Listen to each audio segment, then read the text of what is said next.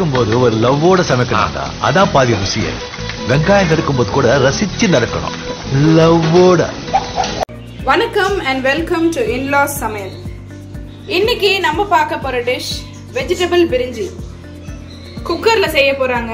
அதுக்கு என்னென்ன தேவை, எப்படி செய்யலாங்கிறத பார்க்கலாம் வாங்க. வணக்கம்ங்க. இப்போ இந்த பிரிஞ்சி செய்கிறதுக்கு நான் வந்து 3 கேரட் எடுத்து நீல வாக்கில் கட் பண்ணி வச்சுருக்கிறேன். ஒரு 10 பீன்ஸு அதுவும் நீல வாக்கில் கட் பண்ணி வச்சுருக்கிறேன். 2 உருளைக்கிழங்கு பொடிசாக கட் பண்ணி வச்சுருக்கிறேன். அதுக்கு அரிசி 2 டம்ளர் அரிசி. இந்த டம்ளரில் 2 டம்ளர் ஃபுல்லாக அரிசி எடுத்துருக்கேன். ஜீரக சம்பா அரிசி இது வந்து நம்ம ஒரு 5 நிமிஷம் ஊற வச்சா போதும். அதுக்கு வந்து நான் வந்து இன்றைக்கி தேங்காய் ஊற்றி செய்ய போகிறேன். எல்லாம் வந்து வெறும் தண்ணியில் செய்வாங்க. நான் தண்ணியும் கலந்துட்டு கொஞ்சம் தேங்காய் ஊற்றி செய்ய போகிறேன். இது நம்ம கடைசியாக சேர்த்துக்கிறதுக்கு தேங்காய். வெங்காயம் 2 வெங்காயம் கட் பண்ணி வச்சுருக்கிறேன். 2 தக்காளி நீல வாக்கில் கட் பண்ணி வச்சுருக்கிறேன். தேவையான அளவு உப்பு, மல்லிக்கீரை நல்லா சுத்தம் பண்ணி கட் பண்ணி வச்சுருக்கிறேன். புதினா ஒரு கட்டு அதுவும் சுத்தம் பண்ணி கட் பண்ணி வச்சுருக்கிறேன். வந்து தயிர் சேர்க்க போகிறேன். எல்லாம் கறி குழம்புக்கு பிரியாணிக்கு தான் தயிர் சேர்ப்பாங்க. நான் வெஜிடபிள் பிரியாணிக்கு தயிர் கொஞ்சம் சேர்க்க போகிறேன். ஒரு 1.5 ஸ்பூன் தயிர், ஒரு 6 பச்சை மிளகா, கொஞ்சம் தாளிக்க கருவேப்பிலை. இதில் வந்து பிரிஞ்சி இலை 2, லவங்கம், ஏலக்காய், கடப்பாசி, பட்டை தாளிக்கிறதுக்கு. இது வந்து நம்ம டம்ளரில் அளந்து வச்சுருக்கேன். 2 கிளாஸுக்கு 4 கிளாஸ் தண்ணி அளந்து வச்சுருக்கிறேன். கடைசியாக சேர்த்துக்கிறதுக்கு கொஞ்சம் லெமன். இப்போ அதை எப்படி செய்யலாங்கிறத பார்க்கலாம் வாங்க. நான் வந்து ஒரு 2 கிலோ 1.5 கிலோ 2 கிலோ வேகிற மாதிரி ஒரு குக்கர் அடுப்பில் வச்சுருக்கிறேன். பெரிய குக்கராக குக்கரில் தான் செய்ய போகிறேன். இந்த கரண்டியில் ஒரு 3 கரண்டி எண்ணெய் சேர்த்துக்கிற போகிறேன். 1 2 3. ஏன்னா வந்து இந்த காயெல்லாம் நல்லா வதங்கணும். அதுக்காக தான் நான் வந்து 3 கரண்டி எண்ணெய் சேர்த்துக்கிறேன். நம்ம எண்ணெய் எவ்வளோ சேர்க்குறோமோ அவ்வளோக்கு நல்லாயிருக்கும். இந்த சட்டி ஏற்கனவே காஞ்சி தான் இருக்குது. இப்போது இன்னும் கொஞ்சம் நெய் சேர்த்துக்கிடுவோம். நம்ம கொஞ்சமாக வந்து 1 ஸ்பூன் நெய் சேர்த்துக்கிறேன். நெய் சேர்த்து நல்லா காயட்டும். காஞ்சிடும். நம்ம இந்த பட்டை, லவங்கம், ஏலக்காய், பிரிஞ்சி இலை இதெல்லாம் சேர்த்துக்குவோம். குக்கரில் வந்து செய்கிறது ரொம்ப ஈஸியாகவும் இருக்கும், நல்லாவும் இருக்கும். பட்டை, லவங்கம் வர பொரிஞ்சோன்னு இந்த கருவேப்பிலை எடுத்து வச்சுருக்கேன், அதை சேர்த்துக்குவோம். அதில் வந்து ஒரு 6 பச்சை மிளகாய் எடுத்து வச்சுருக்கோம், அதையும் சேர்த்துக்குவோம். இது வந்து இந்த பச்சை மிளகாய் அவ்வளோ காரம் இருக்காது. அதனால தான் 6 பச்சை மிளகாய் சேர்க்குறேன். நம்ம கொஞ்சம் மசாலாவும் சேர்ப்போம். இது வந்து அளவு லைட்டாக பொரிக்கணும். 2 பெரிய வெங்காயம் கட் பண்ணி வச்சுருக்கேன். அதை வந்து நல்லா பொரிசாக இந்த மாதிரி உதிரி பண்ணி வச்சுருக்கேன் பாருங்க. எண்ணெய் இல்லைன்னா எண்ணெயில் போட்டோம்னா அப்படியே முழுசாக கிடக்கும். இப்போ இதையும் நம்ம சேர்த்துருவோம். சேர்த்து நல்லா கிண்டி வச்சுருவோம்.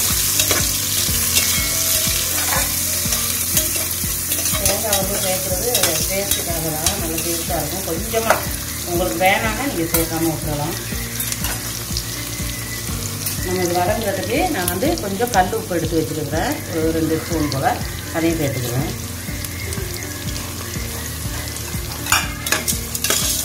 ஏன்னா வெங்காயம் வந்து சீக்கிரம் வதங்கும். எப்பயுமே நம்ம எந்த சாப்பாடு செய்கிறதா இருந்தாலும் வெங்காயம் தக்காளி வதக்கும்போது கொஞ்சம் உப்பு சேர்த்திங்கன்னா சீக்கிரமாக வதங்கிடும். இப்போ பாருங்க, இந்த பச்சை மிளகா, வெங்காயம் இதெல்லாம் நல்லா வதங்கிட்டு உப்பு போட்டோன்னே சீக்கிரம் வதங்கிட்டு நான் வந்து இப்போ இந்த ஸ்பூனில் ஒரு 2 ஸ்பூன் இஞ்சி பூண்டு சேர்த்துக்க போகிறேன்.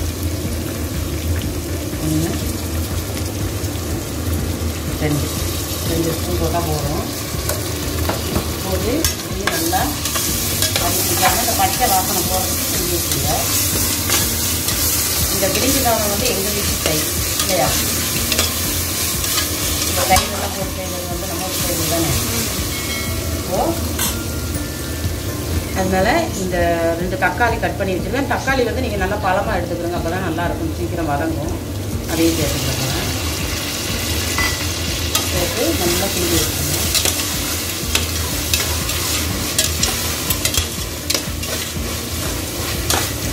நல்லா கிண்டி வச்சுட்டு கொஞ்சம் நேரம் அப்படியே வதங்க விட்டுறணும். இப்போ பாருங்கள், தக்காளி எல்லாம் நல்லா வதங்கிடுச்சு. நல்லா வாசனை கமகமன்னு கூட்டுது. அதில் வந்து நம்ம இந்த கட் பண்ணி வச்சுருக்கிற பீன்ஸு சேர்த்துவோம். அதே மாதிரி நான் 3 கேரட் போட்டிருக்கேன். ஏன்னா கேரட்னா என் பேத்திக்கு ரொம்ப பிடிக்கும். 3 கேரட் அதையும் சேர்த்துக்கணும். அதே போல் 2 உருளைக்கிழங்கு அதையும் சேர்த்துக்கணும். இதில் வந்து பட்டாணி, சோயா பீன்ஸ், மீன் மேக்கர் அதெல்லாம் சேர்த்துக்கலாம். அதெல்லாம் பட்டாணி மருமகளுக்கு பிடிக்கும். மருமகளுக்கு பிடிக்குங்க. பட்டாணி தான் வாங்கலை இன்னைக்கு. பட்டாணின்னா ரொம்ப பிடிக்கும். மீல் மேக்கர் உங்களுக்கு? எனக்கு மீல் மேக்கர் போட்டால் தான் அது வெஜிடபிள் பிரியாணிக்கே ஒரு கெத்தாக இருக்கும். எனக்கு அது அப்படி தான் பிடிக்கும் ரொம்ப. இப்போது எல்லாம் போட்டு ஒன்றா நல்லா கொஞ்சம் நேரம் வதங்கட்டும். இப்போது இந்த காயெல்லாம் போட்டதுக்கப்புறம் நல்லா எண்ணெயில் வதங்கிப்பாங்க. உருளைக்கிழங்கு அவ்வளோ சீக்கிரம் வதங்காது. நம்ம தண்ணி ஊற்றிட்டோம்னா அது சீக்கிரத்துக்காக வெந்துடும். இதில் வந்து நான் இந்த தயிர் சேர்த்துக்கிறேன். 1 ஸ்பூன் 1.5 ஸ்பூன்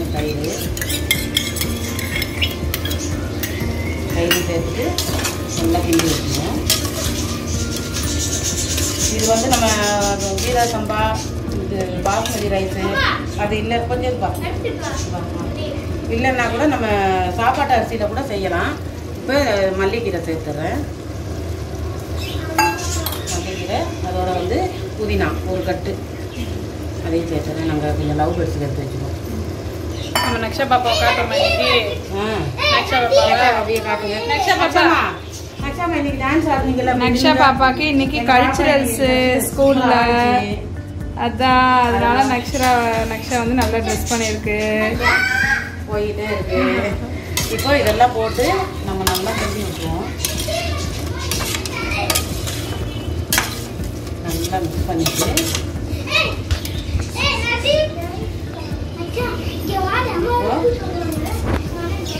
கொஞ்சம்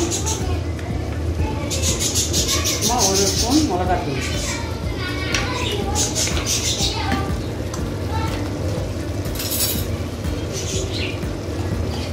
1/2 ஸ்பூன் கரம் மசாலா,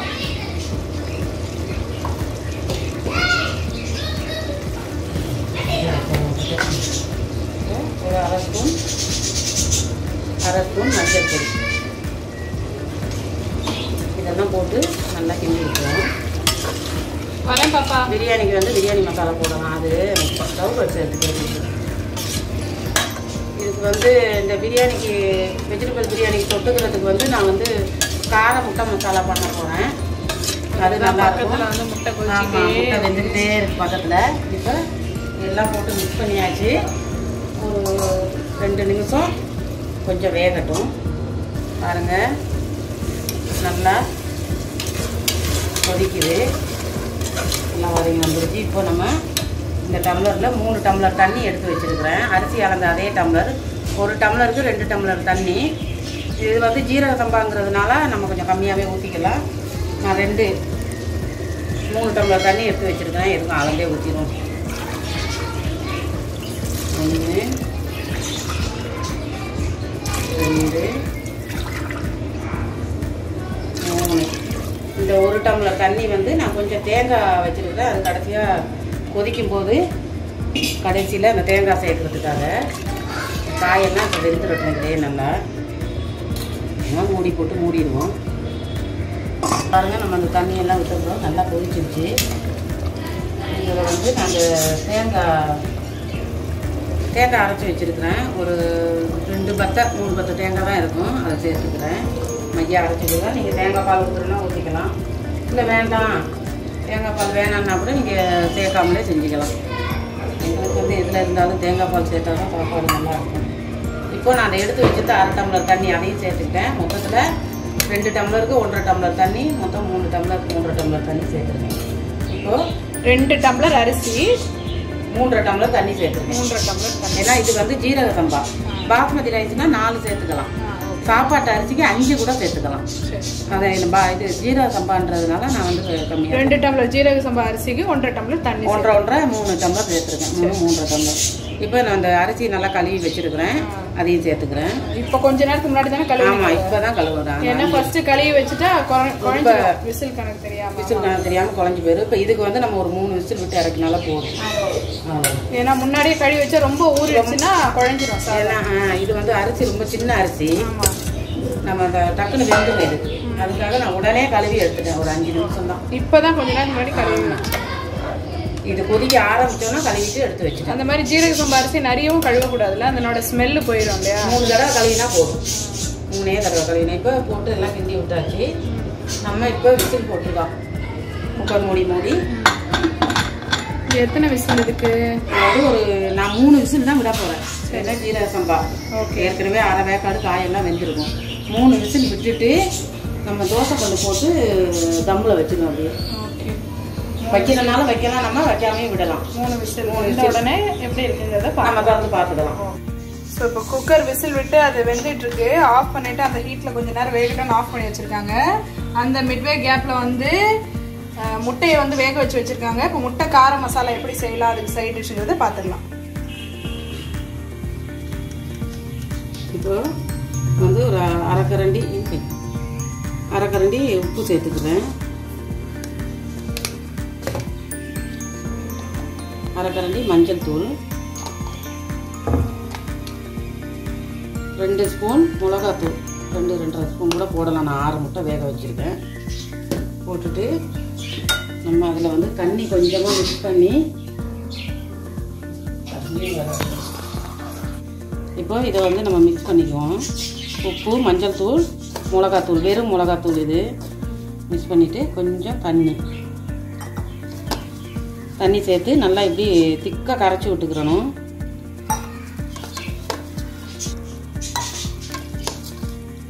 இப்படி நல்லா கொஞ்சம் திக்காக கரைச்சி விட்டுக்கிறணும். தண்ணி ஆயிடக்கூடாதுல்ல? தண்ணி ஆயிடும். தண்ணி ஆயிடுச்சுன்னா முட்டையில் ஒட்டாது. இது வந்து பிரிஞ்சி சாதத்துக்கும் நல்லாயிருக்கும், சாம்பார் சாதம் அதுக்கும் நல்லாயிருக்கும். ஒரு ரசம் வச்சுட்டு கூட நம்ம இந்த மாதிரி பண்ணிக்கலாம், அதுக்கும் நல்லாயிருக்கும். இப்போ வந்து நான் ஒரு முட்டையை எடுத்து அதில் போட போகிறேன். முட்டையை வந்து லேசாக ஒரு முட்டை எடுத்துட்டு இப்படி லேசாக கீறிக்கிடணும். அப்போ தான் அந்த மசாலாலாம் உள்ளே பிடிக்கும். முட்டை லைட்டாக உடச்சா கூட பரவாயில்ல. இந்த மாதிரி 3 போடு இந்த மாதிரி கட் பண்ணிக்கிறணும். போட்டு இந்த முட்டையெல்லாம் உடஞ்சிட்டு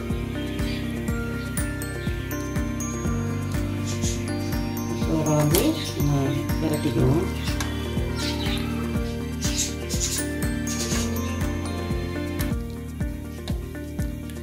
விரட்டிட்டு மசாலா நல்லா ஒட்டியிருக்கு. இந்த மாதிரி எடுத்து வச்சிடணும். இது வந்து பெரிய வேலை, ரொம்ப வேலை அதிகமும் கிடையாது. சாப்பாடு ரெடி பண்ணி அடுப்பில் வச்சோடனே நம்ம முட்டைக்கு வேலையை பார்த்துட்டோம்னா வேலை முடிஞ்சிடும். டக்குன்னு ஈஸியான ஒரு இது. இப்போ இது உடஞ்ச முட்டை. ஆமாம், இப்போ பெரட்டி வச்சு ரெடி ஆயாச்சு. முட்டையை ஃப்ரை பண்ணி எடுக்கிறாங்க. சரியா? இப்போ பெரட்டியாச்சு. நம்ம இதை லேசாக ஃப்ரை பண்ணி எடுத்துக்குவோம். வெடிக்கும், ஆனால் நம்ம மூடி போட்டு மூடிடணும். இதை ஓகேம்மா, பார்த்துக்கிறேன். வெடிக்கும், நம்ம ஒரு மூடி போட்டு மூடிடணும். இந்த மாதிரி டைட்டாக ஒரு மூடி போட்டு மூடிடுங்க, இல்லைன்னா முட்டை வந்து மேலே வெடிக்கும். முட்டை பொரிஞ்சிட்டு இருக்கு. இப்போ வந்து விசில் எல்லாம் காட்டெல்லாம் போயாச்சு. இப்போ எப்படி இருக்குன்னு நான் ஒருத்தவரையும் பார்க்கலாம். நல்லா வாசமாக இருக்கு. என் பையன் வேற வந்து ஒரே பிரிஞ்சு தான் வாசமாக இருக்குன்றான். கலர்ஃபுல்லாக இருக்கு, சூப்பராக வந்திருக்கு. நம்ம இன்னும் கொஞ்சம் நேரம் இதை அப்படியே அடுப்பில் வைக்கணும். இந்த சூட்லேயே இன்னும் கொஞ்சம் நேரம் இருக்கணும். ஒரு பெரட்டி விட்டுட்டு அப்படியே நம்ம விட்டுடலாம். நல்லா வந்திருக்கு. 3 விசில் தான் விட்டேன், அதிகமாக விசிலும் விடலைன்னா. அரிசியும் ஊற வைக்கலை.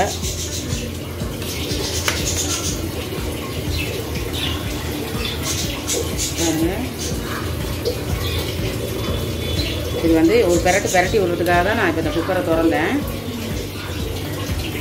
பெரட்டி இன்னும் ஒரு 2 நிமிஷம் நம்ம அப்படியே மூடி போட்டு மூடி வச்சுக்கலாம். இப்போ நம்ம அடுப்பை சிம்மில் வச்சுட்டு இந்த முட்டையை பெரட்டி விட்டுருவோம்.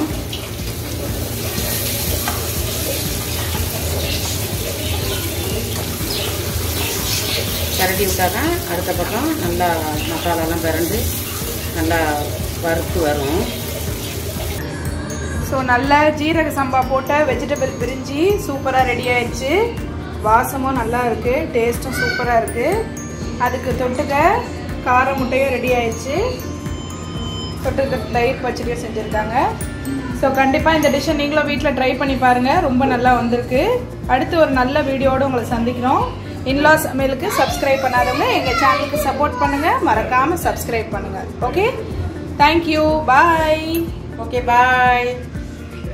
சமைக்கும் போது ஒரு லவ்வோட சமைக்கணும்டா, அதான் பாதி ருசியே.